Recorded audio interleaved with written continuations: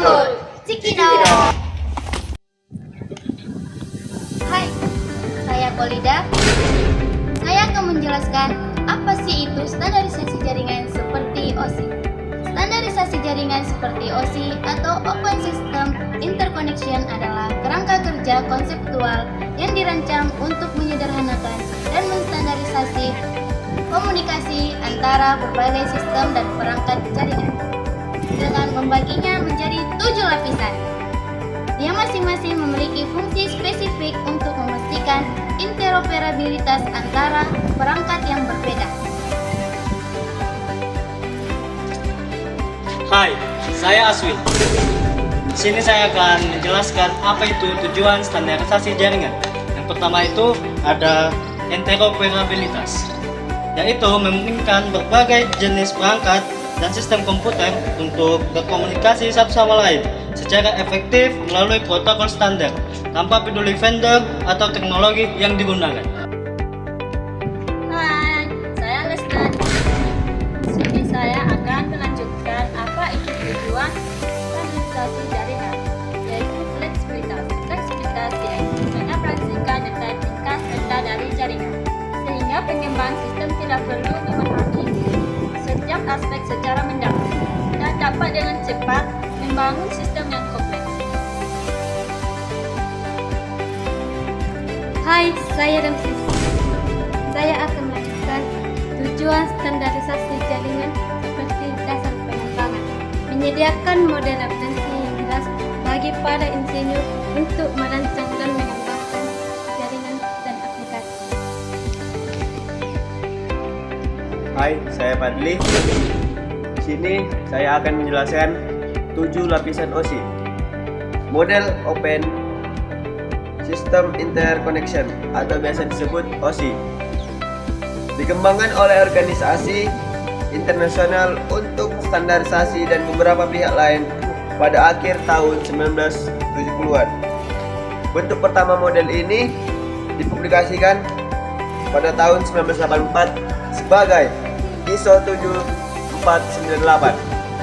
Dengan versi saat ini adalah ISO atau IEC 7498. Nah, model OSI membagi fungsi komunikasi jaringan menjadi 7 lapisan, di mana lapisan tersebut yang pertama lapisan fisik, lapisan data link, lapisan jaringan, lapisan transport, lapisan presentasi, dan lapisan aplikasi. Nah, yang pertama lapisan fisik, di mana mengatur pengiriman dan penerimaan data fisik seperti perangkat keras yang biasa disebut kabel atau konektor yang digunakan untuk transmisi data.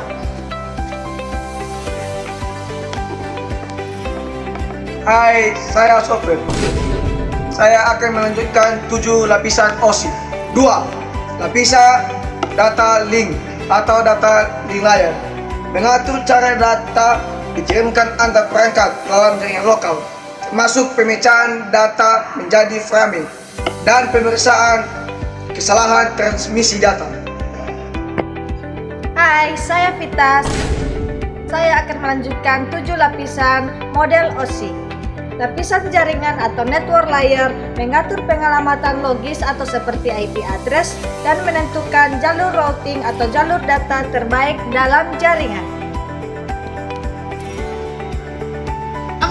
Lapisan transport atau transport layer bertanggung jawab untuk pengiriman data secara end-to-end, pengendalian aliran data, flow control, dan penanganan kesalahan data. 5.